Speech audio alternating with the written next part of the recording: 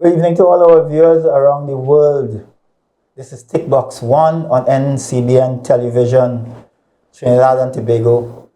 Welcome to another episode, and we're talking boxing this evening again. I have some distinguished gentlemen, Olympians in fact, and we're going to have a wonderful session this evening, I'm sure. We're going to have some fun. These are young boxers who have been to the Olympics, and they have recently come from the qualifiers. Maybe not as successful as they were going to Tokyo, but at least we're here to hear of their experiences and their plight for an Olympic spot.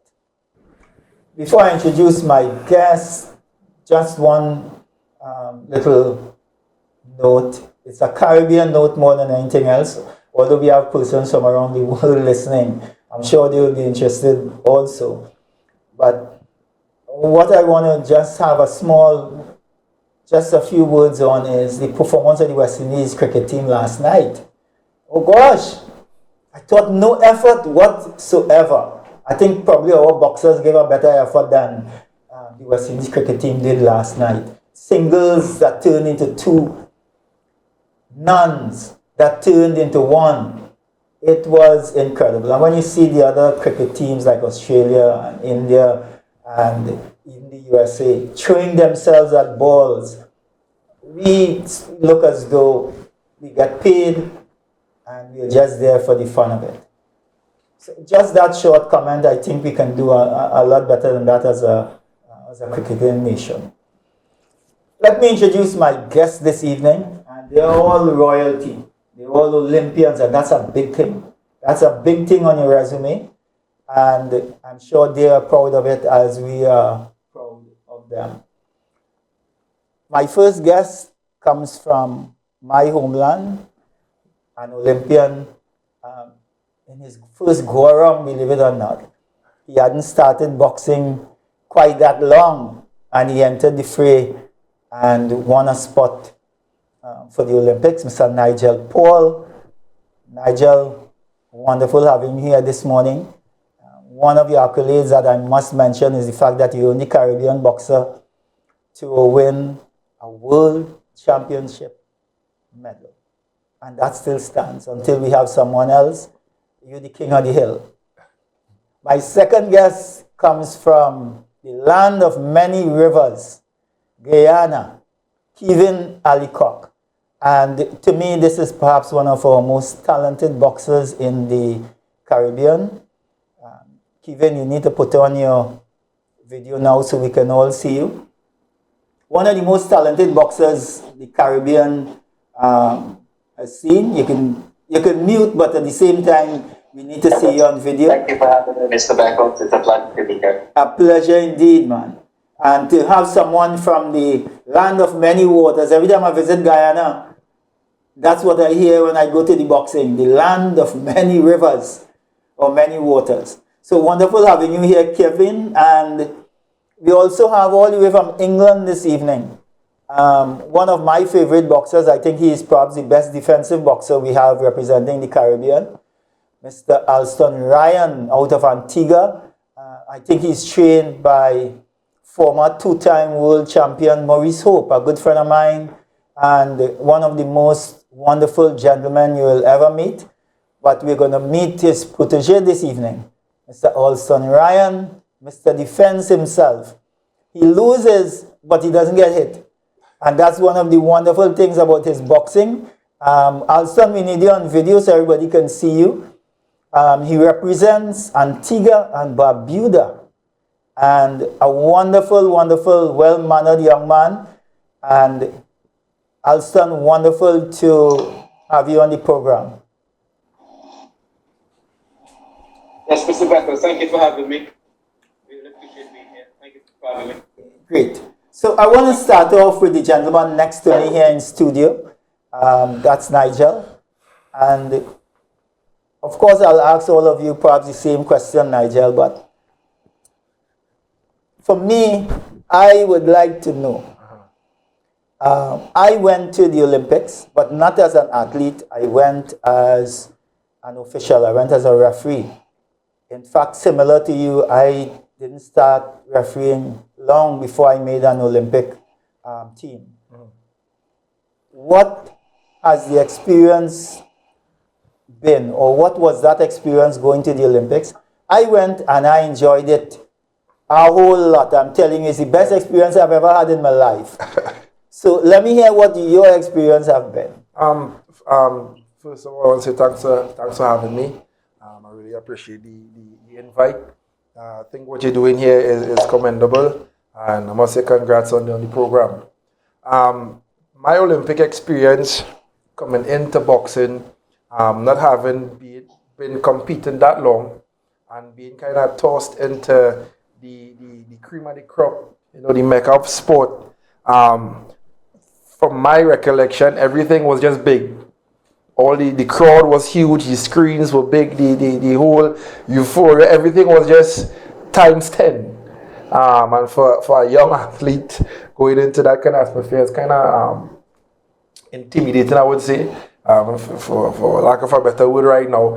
But the experience on a whole, seeing the top athletes from around the world, people that you usually see on TV or on YouTube or on commercials, I mean, rubbing shoulders with these people was a tremendous experience. It was very humbling to be a part of that, seeing, the whole crowd and the fans and everybody screaming the name, our autograph and pictures with you. It was a total mind-blowing experience for me coming into the sport, being that relatively new to the sport, and having that experience. It was something, it was life-changing, I would say. Well, I do hope that people in Trinidad, you give them a chance to get an autograph from you and so on, because you're giving people autographs at the Olympics, and Trinidad or Caribbean people ain't getting a chance at that autograph. You know what I mean? I have seen you in action. You even visited my workplace. That's the police officers and so on, and they were fanatical, running to get photos and autographs and all this kind of stuff. So I'm thinking that this is a small version of what happened definitely at the Olympics. Especially for the fans, as long as they find out that you're an athlete, they don't care what discipline or where you're from, they just want a photo. They wanted to come meet my mother, come meet my brother, somebody else. I'll be like, okay, all right, no problem. So I mean, it's just a tremendous experience, I would say, overall. Well, it was for me. I didn't sign any autographs, by the way. I took some photos with people who probably thought I was an athlete, because I was young then. So probably they thought I was an athlete. So they asked for photos. But I'm guessing that they found out later on that I was just a referee. Keevin, what was the experience like for you? I mean, you're much younger than Nigel, and you're prodigy in Guyana. I've been to Guyana and I've seen your following, and I'm wondering if you were like one of these big guys in the US and so on, the champions in the US. You have a real following in Guyana, man. Everybody come out with champagne and all kind of stuff. I do. Yeah, so what was it like at the Olympics? I must say thanks to God, because it was a dream come true. This is something that I always dream about. The Olympic Games. Well, this is what I'm sharing with you. I always dream about going to the Olympic Games, and when that moment came, when I get announced that, hey, you're going to the Olympic Games, being there, it was the moment that I capture is when I was walking into the opening ceremony, and the lights and all the what do you call it, fireworks went off, and I said, hey, I'm here. That's when it struck me.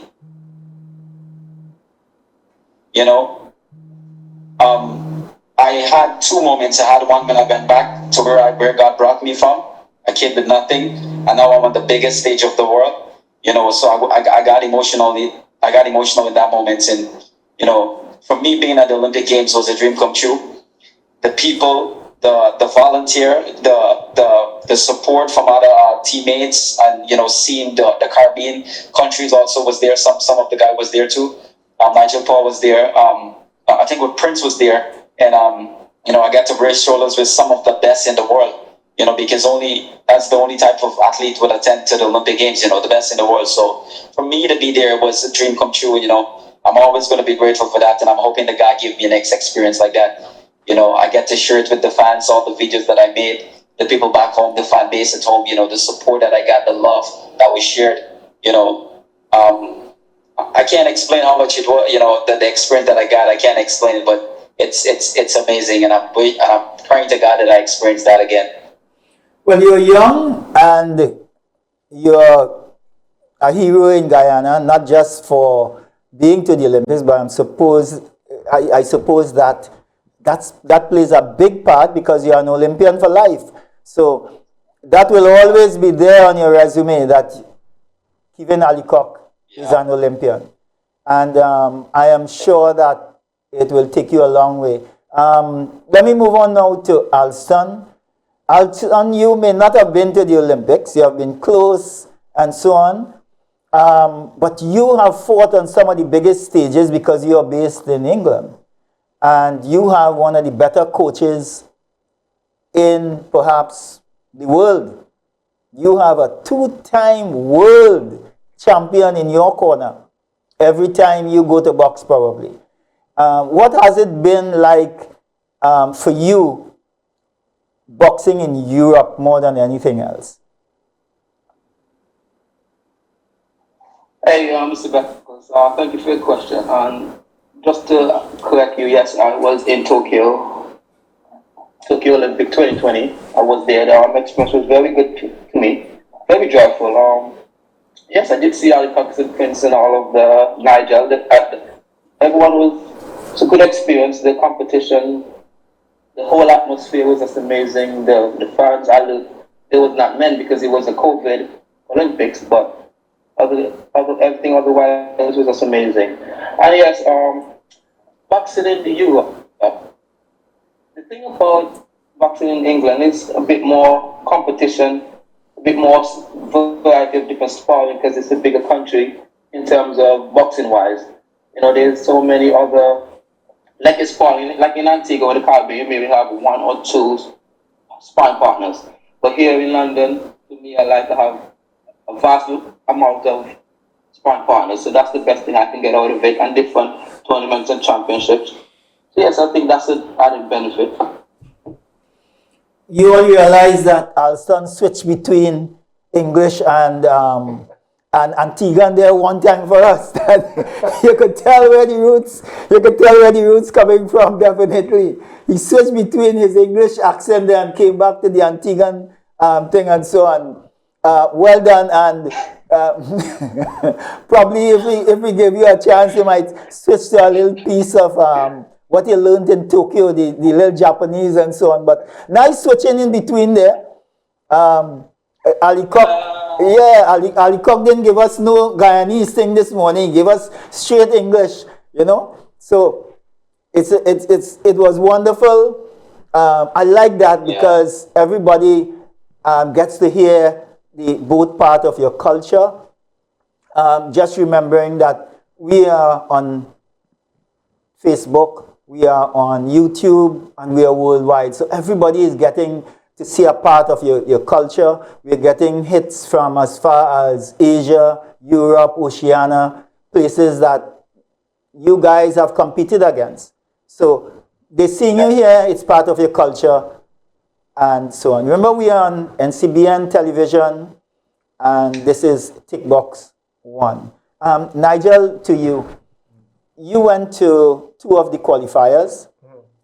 In short, because we have about 4 minutes before our first break, what was your experience at these 2 qualifiers?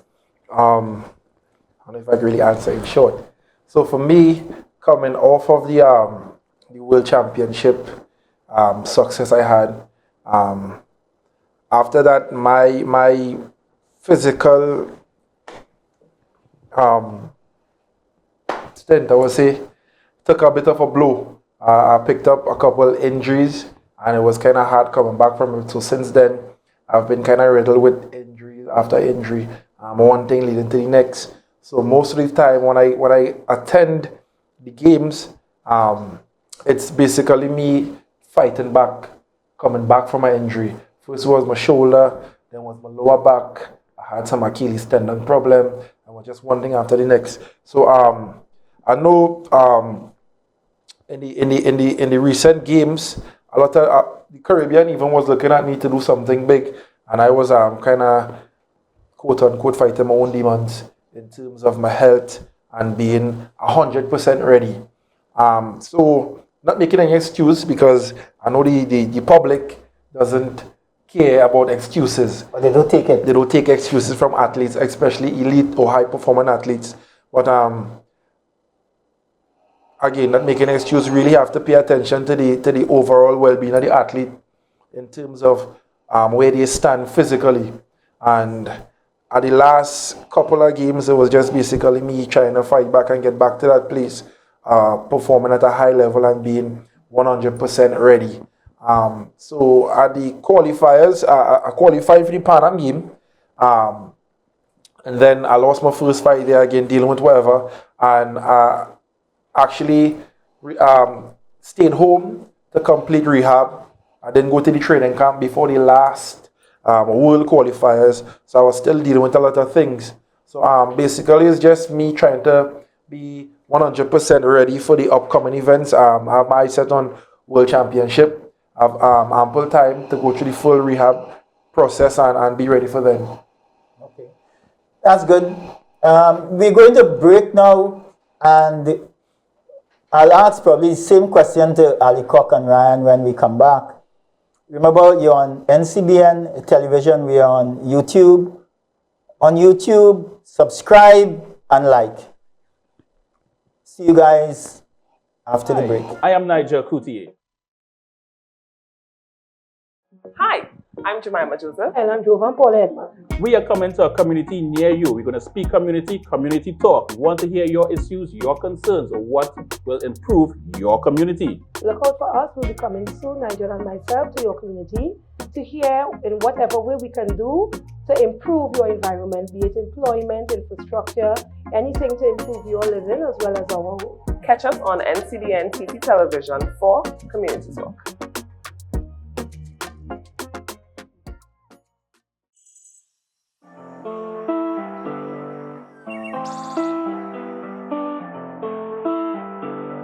Change our TV to the song with they can't be cool.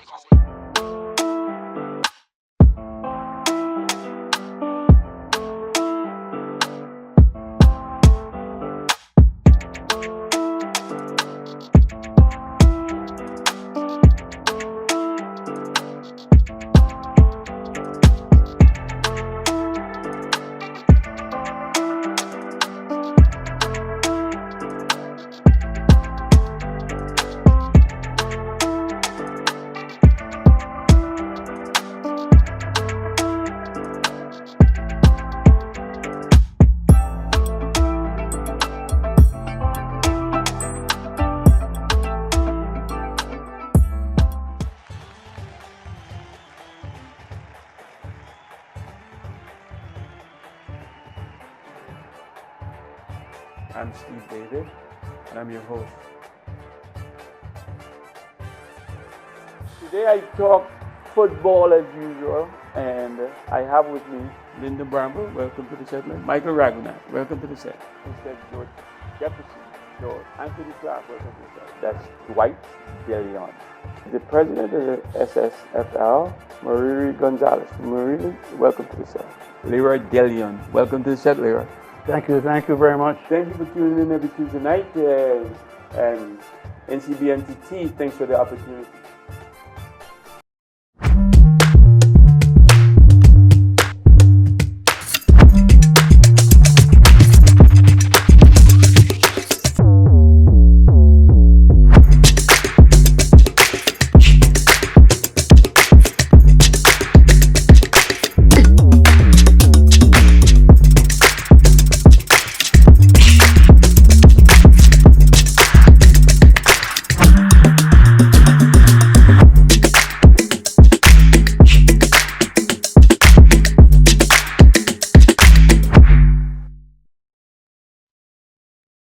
Welcome back, viewers, to Tickbox 1 on NCBN television. We're on YouTube, and Facebook. Remember to subscribe. We're back, and we are back talking boxing again with our Olympians. Nigel Paul of Trinidad and Tobago, Guyanese Keevin Allicock, and Alston Ryan, or Antiguan and Barbudan, domiciled in England. And he speaks both languages, believe it or not. So wonderful to have you guys back. I'm going to ask you guys the same question that I asked Nigel a while ago before the break. Keevin, I'll go to you first. You had a chance at Pan Am, and you had a chance at the qualifiers. I saw you at the last one in Thailand, especially.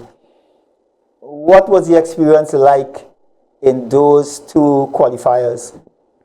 And what was the atmosphere like in comparison to both?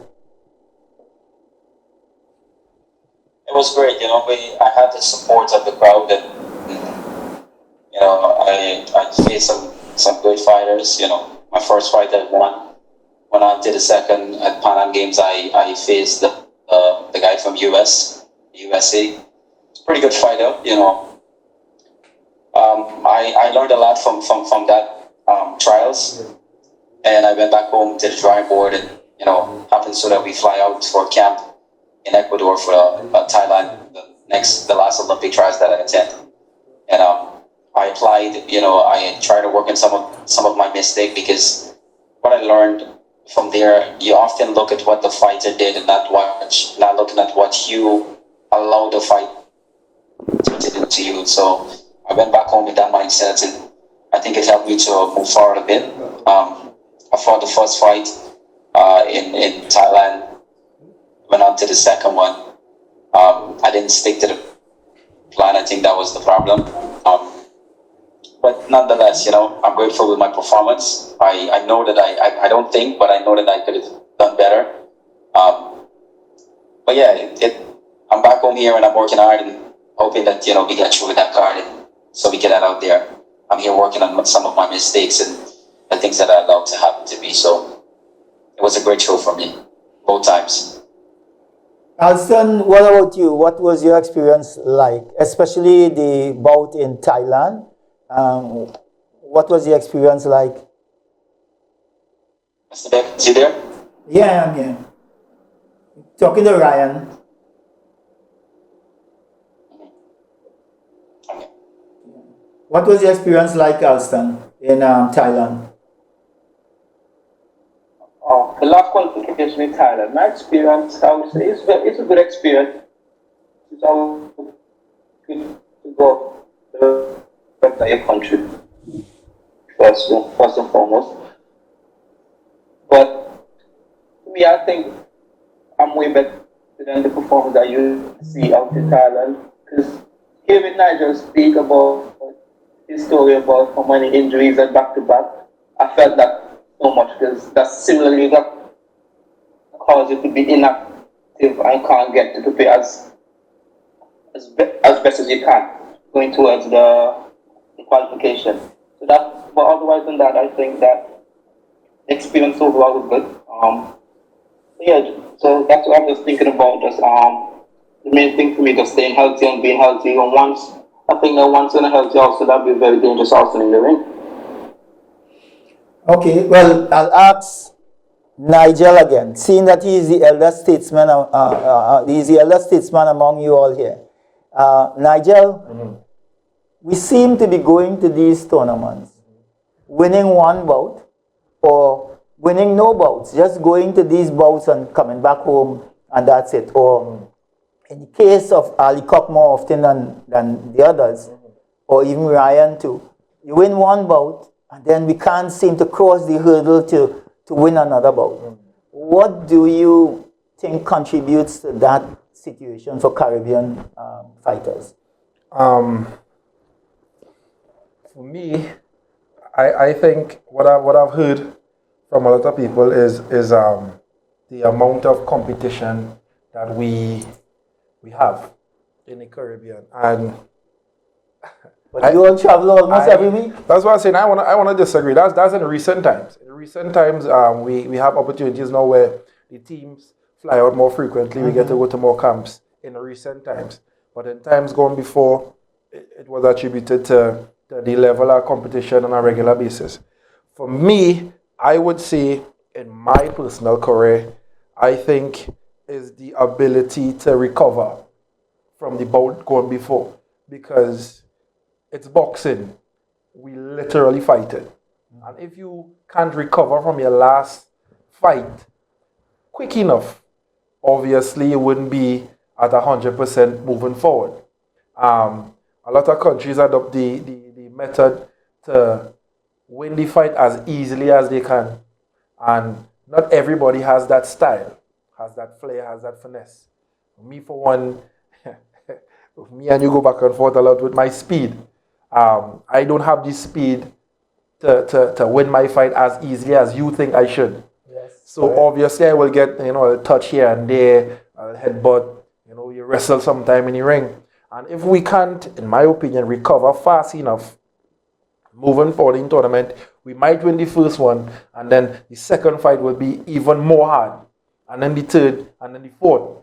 So in my opinion, we need to figure out how can our Caribbean athletes recover fast enough moving forward. If we can't win the fight easier, I think it's an issue of being ready in a daytime or sometime the next day to compete.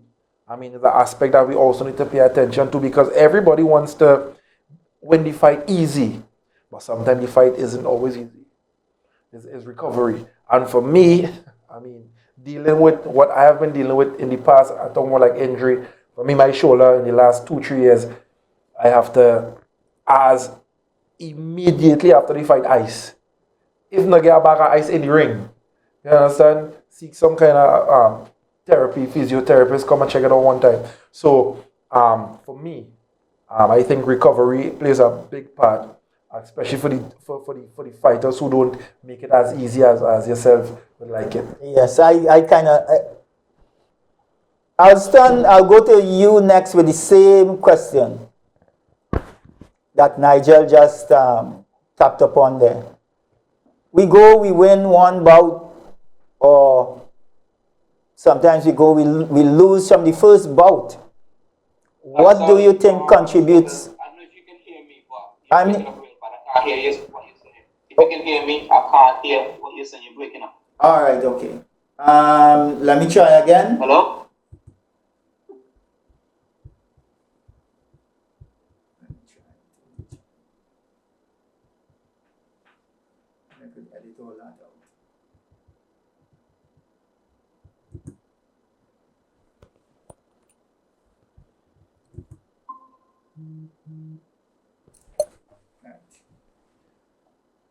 You hearing me now, Alston?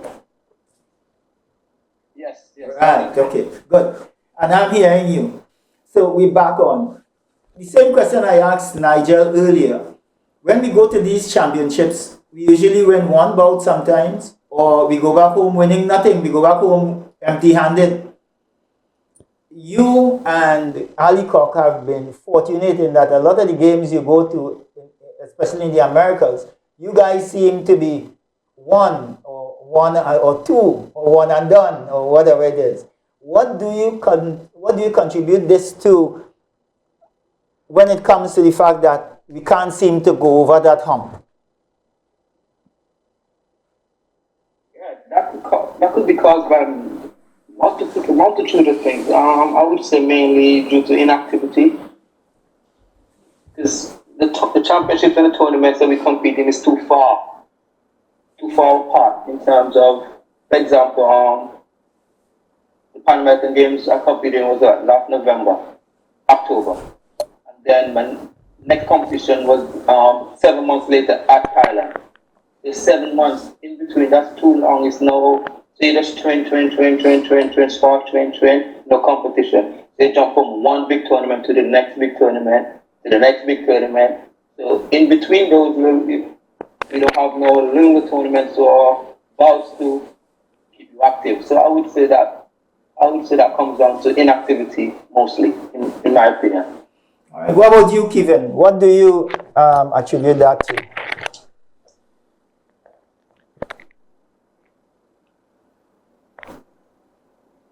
On your mic. Sorry. Yeah. For me, sometimes I win 2 fights, sometimes I only win 1. To bounce that hurdle is kind of hard, and there's a lot of things I can say about that. I mean, I respect all judges and referee, but sometimes I feel like those decisions don't go in favor of me, even when I win the bout. Knowingly, and not just because I'm the fighter I'm saying this, but because of the crowd, that the support of the crowd, the way that I'm fighting, etc. But for me, it's not like a tournament. I'm getting a lot of sparring. Like that is one of the things that is keeping me active. To get a lot of sparring means a lot. So I'm getting that in and out, and I think it's just a little bit more. I think having a therapy there would help me. I mean, that's for me, because sometimes we don't get a chance to travel with the therapy. So that is important for me to recover fast. That's one of the main problems for me, is to recover fast after an intense fight. Sometimes I go in the ring and my muscle is so tight. You understand? And I think that played a big part. Just for me, it's just the recover and go again. Okay. Because I can stand and face any fighter. I don't care who it is. Well, that's similar to what Nigel said. That's similar to what Nigel said. But I'm going to put you guys on the spot.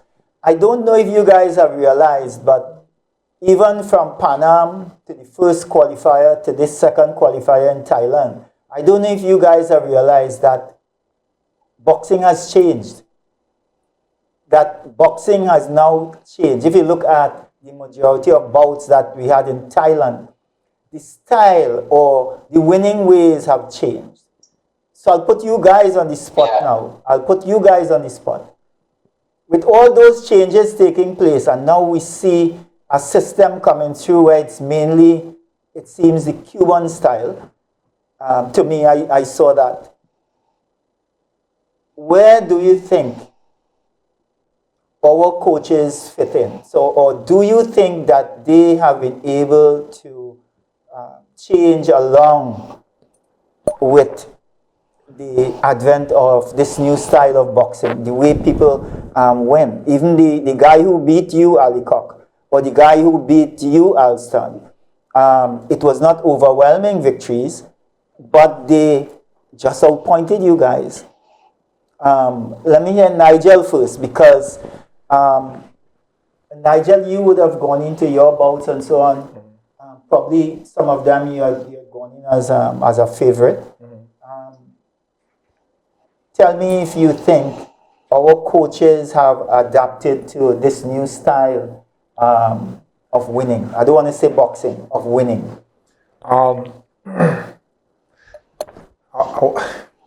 That's a ticklish. I know it's a ticklish one, subject. But that's why we have television, to put you guys on the spot. So for me, I would say yes and no. Reason being, the coaches have to understand the boxers. So in terms of you coaching a Nigel Paul or Aaron Prince, I'll just use the Trinidad boxers, or Jeremiah Thomas, or even a Tiana guy, it must have variation and understand the capability of the boxers. So now you can't expect me to do what Prince would do in the ring. So you have to figure out a way to get Nigel Paul to win, but as you say, the new style of boxing. And I would think the reason why I say yes or no, because me as the athlete, I have to buy in to what the coaches is teaching, or the administration or the coaching staff is offering me. And sometimes the stubbornness of the boxers, we go back to what we are accustomed doing. So sometimes, for me, in my case, I remember fighting a Cuban in the CAC game, and I won the first round, and the second round I lost, and the third round I lost. Some people say it was probably your fitness or this and that, but for me, I chalk it up to I stopped doing what the coaches told me to do. So I believe we have capable coaches. I believe that the coaches can adapt or even learn or come up to the times. But it has to go hand in hand with the athlete and the comprehension level of the athlete to stay consistent or stay the course, so to speak, in the ring or in the bout. Well said. Well said without implicating any of the coaches. Yeah. Well said. Real democracy. You should be a politician. Allicock, what about you? Do you think that the Caribbean coaches have adjusted to the system of coaching that we are now seeing worldwide, especially in these qualifiers?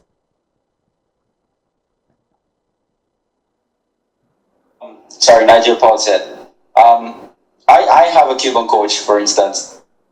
You know, he's been working with me. I've been developing, over the years that he's been training me. I've been to Cuba a few times training with him, and I've been in the heart of where the Cubans live. And for me, my style didn't change. Just a little bit things I made some adjustment to.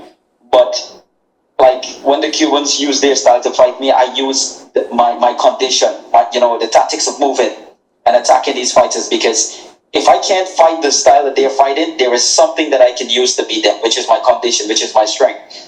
You understand? And that's what we apply. So he doesn't change me to fight the way that they are fighting. You understand? He used a lot of combination that they are using. I already have my movements as a boxer, but to change me up to fight like a Cuban or fight the way the Cubans are fighting in these tournaments, we never did that. So, like I said, this is what we use. This is the method that we use. If you're fighting against a fighter like this, then this is what you have to use. If you try this and it's not working, if it's working, then you'd go again. If not, then you use your style. You use your strength. You use what you know. You understand? Because you're not getting through fighting the same style as the guy is. So, for me, I think, working with the Cuban coach, he's from there. He knows a lot of styles. He knows a lot of tactics and strategy. And, I've been applying that to my fighting. And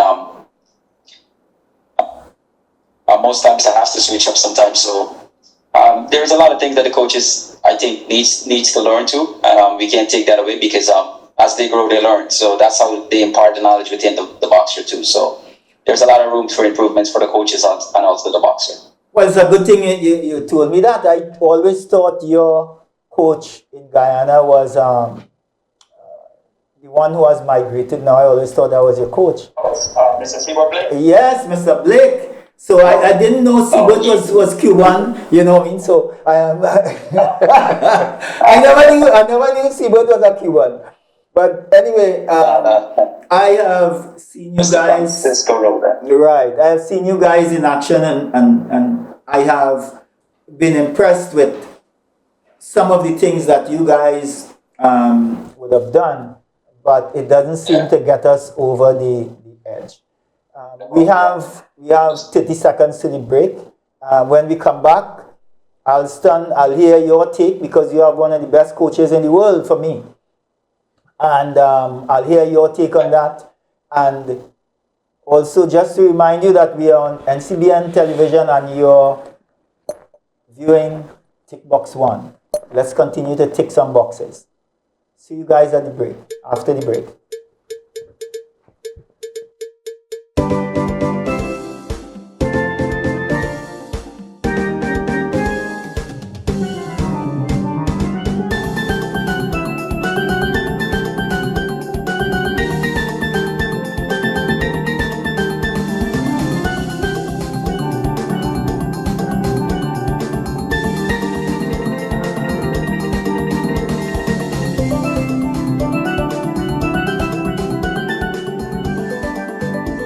Trinbago Heritage, every Wednesday at 8 p.m. on NCBNTT Television Network.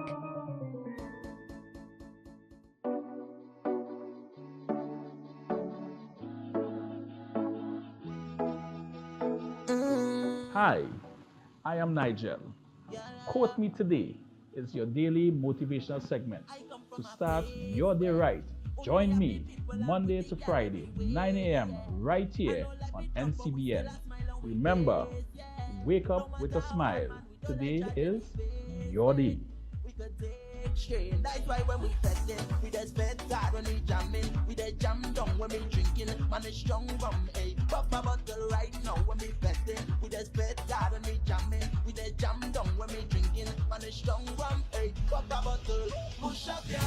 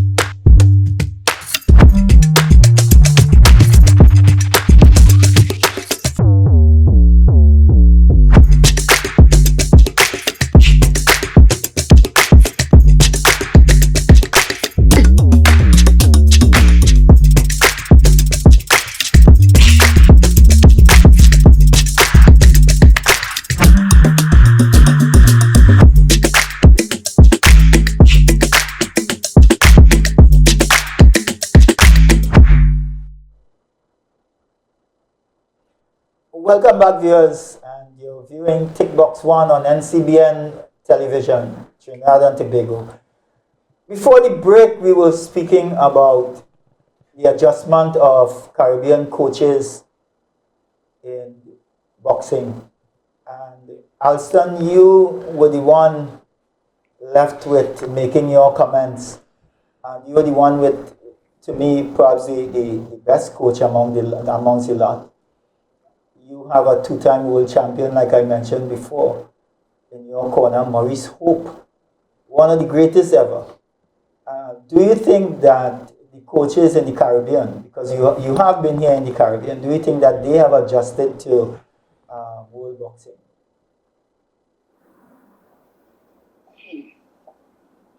Put me right on the spot with you, boy.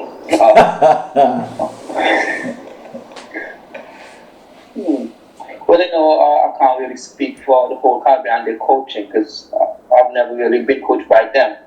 So I can only talk about my coach. And earlier, a lot of people actually think that Mr. Hope is the coach is my coach. Is actually not. He's the coach he's one of Antigua's coaches and also coached the heavyweight. Not really me. My coach is John Ryan. Just to correct you on that as well. Okay. Yeah, a lot of people thought that I've been getting that for a while now. This is the first time I ever really correct them. But yeah, to answer your question, I would say yes and no. Because usually when an athlete or boxer loses the bout, it's really ever the coach's fault. So I would say yes, they adjusted, and yes, so yes, it's a very tricky situation. Put on the spot, Mr. Beckles. But I would say, I think it has to be more about the relationship between the athlete and the boxers. I think the two styles must be married, otherwise they won't really get good results. And I do think that we at the Caribbean level do adjust, even though we're doing it very slowly, but surely it's coming. And I do think that we adjusted, and we just need to keep on focusing more and just broaden our horizon in terms of coaching. And as in my coach, he adjusted, and he'll be the first to tell you that he don't know everything or he's weak in this area, and then he'll be the first one to then seek an assistant to then bring me up to par with what he deemed that he's lacking in or what I should be doing. So that's why one thing I really like about him, he'll be the first to tell you, hey, look, you already know that part there. I'm eager to learn. I'm weak in that department, but I'll bring in an assistant to help. Because he always say about he want the best for the boxers. Even if exclude himself as the coach, even he have to step away and let someone with more expertise or someone. So that's I'll say that. Yeah, we are really adjusting. All right, that's wonderful. I'll recommend the three of you guys to political office next time I get the chance. It's obvious. It's obvious. One of the things that struck me, and Keevin, you mentioned it in one of your answers, was the fact that, in my opinion, some of the boxers do quite well, in fact. Technically, they're technically sound, like Allicock, for example. I still think that after Michael Alexander retired, you are carrying the Caribbean flag, believe it or not. However, in a lot of the bouts I see of Caribbean boxers, sometimes it's not the technical ability, but I think it's some of the tactics that are being used even after one round, or that we do not adjust quick enough to suit the boxers that we are boxing. Do you all think that in some of your bouts, a change of tactics somewhere during the round or during the bout itself would have caused you to win some of those bouts that you were in? Keevin, let me hear you first. You're the pro. 100%. I agree with that 100% because, as you say that now, I'm reflecting on the way that I fought, and I think if in some of my fights, my past fights, if I did change the tactics, which I know that I have the ability to, you understand, I think I would have done quite well and win those bouts, hands down. So it makes a lot of sense. What are you saying? What you're saying is actually true. What would you, Alston? I think we need to look at. Yes. Let's say change of tactics with, yes, that would have basically helped you to win the fight, because sometimes you come out and start one way, and that give you the round down, and then the coach or the cameraman and then tell you to change. But if you don't listen and don't change and go back in the same way, which usually happens, or it's either the cameraman tell you what to change and you didn't, or they didn't tell you. So yes, I think tactically that could really be helpful. Okay, what about you, Nigel? You think that would have made a difference in some of your past bouts? Yes, definitely. What you're saying is actually true, but my take on it is the trust and the obedience of the boxer, because as long as you're a boxing fan, or you're a coach, or you invest some level of time into the sport, studying your opponents, especially at the coaching level, you will be able to identify cracks and some flaws. And obviously, you'll be able to tell your boxer, move to the left, touch the body, move around, whatever the case is. But it all comes down to the execution of the boxer. And I believe once you're a high-performing athlete, you get a point or a place where you could actually make some waves on the international stage, most boxers could adjust and adapt. But I can speak for me first, just hardened. Just disobedient. Your coach is telling you to do something and you're not. I make a lot of my easy fights hard. People like yourself come and pull me square and say, Paul, you make that fight too hard. And it just comes down to the mental state at that point in time for the athlete. Because we've seen where certain athletes made the adjustments and look good. You start to do all kind of flary, all kind of thing you start to try because you're confident high when you made the adjustment, and then sometime when you just don't make the adjustment, you're running for your life. You're bowing down your head, you're blocking, you're grabbing, you're holding, you're looking tired when you're not tired. So yeah. So it's basically for me the ability to really adhere to what the corner say.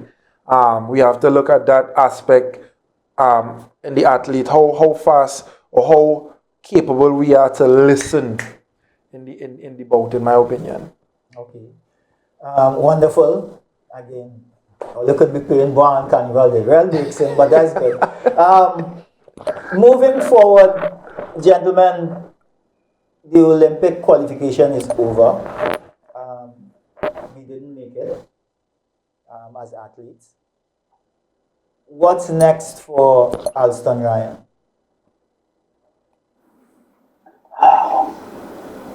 Well, currently we're still thinking about it with me and the team to see exactly how it is going forward. But for now, we will just stay training and just stay try to be healthy. Once you just stay healthy, that's the main objective, and then we make a decision to see what we're gonna do. Okay. Allicock, especially with all this money playing around with IBA boxing and so on, where the first prize at World Championships is $300,000 and so on.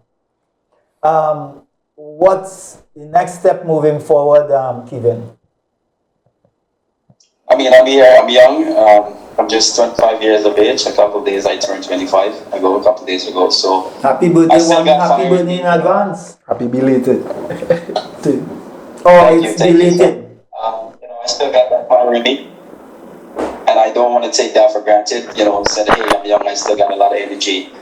Every day is a new day, and you're getting older as the day goes by. So for me, I still got a little professional going on, and so still want to stay active in the amateur realm. So I'm gonna hang in there and see what it brings.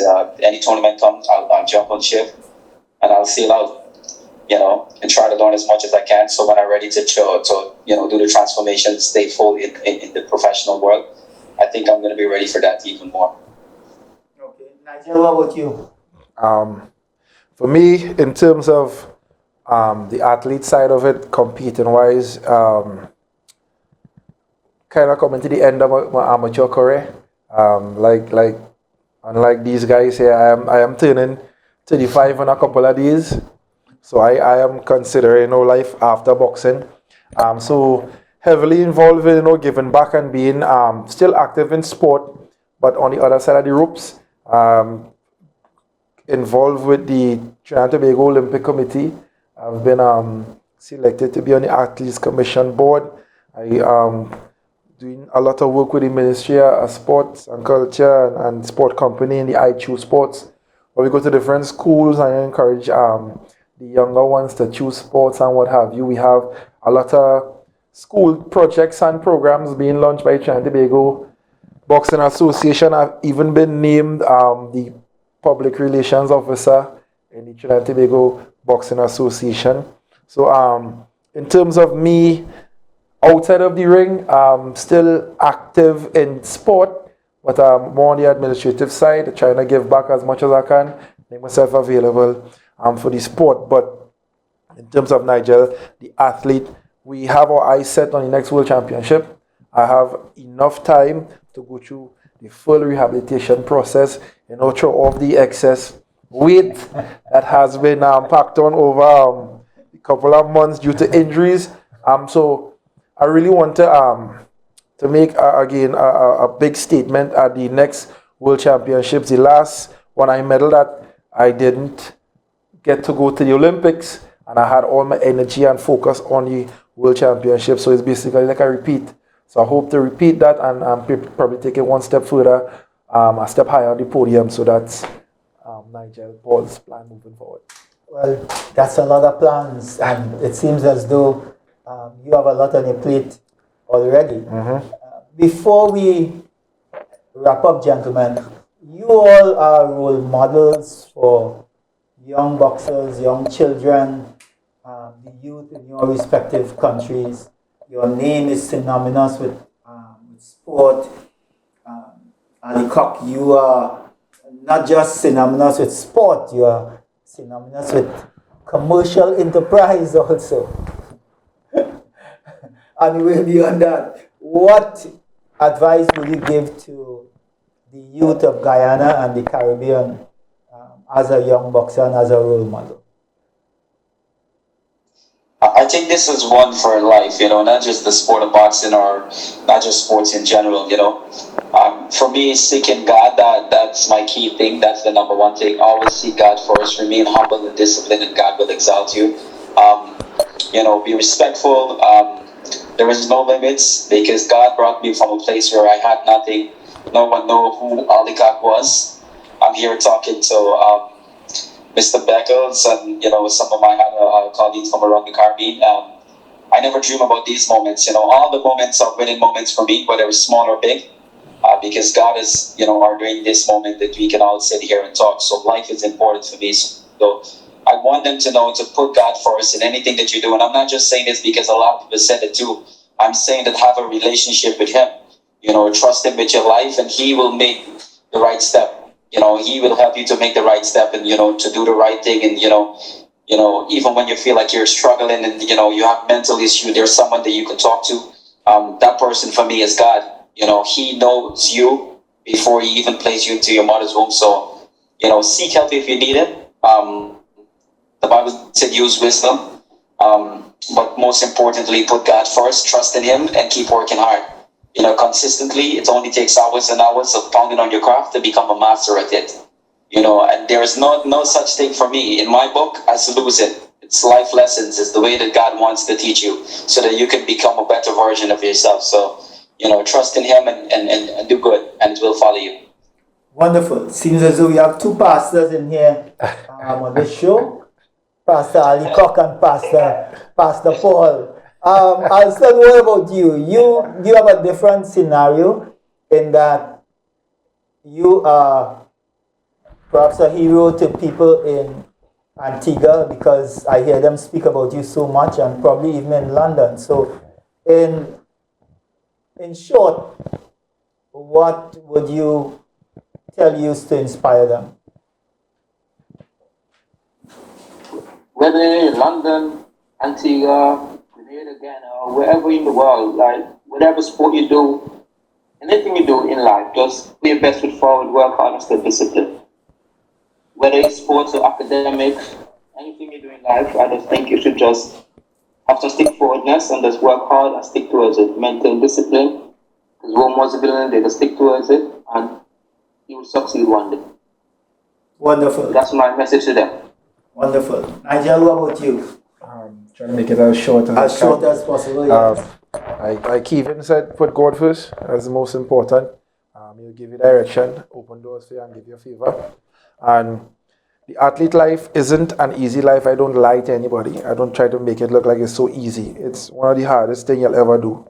But with dedication and commitment, you could reach as far as you want. So just stay dedicated, stay committed, put God first, and anything is possible. Thank you, gentlemen. You've been listening to Tickbox 1 on NCBNTT. Join us every Friday evening at 8 p.m. for Tickbox 1 on NCBN television. I'd like to thank our guest, Mr. Nigel Paul, Olympian Trinidad and Tobago. Alston Ryan, Olympian from Antigua and Barbuda, who also speaks English. And Keevin Allicock, from the land of many rivers in Guyana, one of the persons that Guyanese are so proud of today. And gentlemen, thank you all so much for being here and being on Tickbox 1. I hope to see you guys very soon again. And whether it's this phase of your life or another, I know that you guys have a lot to contribute to Caribbean boxing and to Caribbean life in general. Look for us at NCBNTT on Facebook and YouTube. Remember to like and subscribe. And thank you for joining us this evening. Have a wonderful evening, ladies and gentlemen. Let's continue to tick boxes.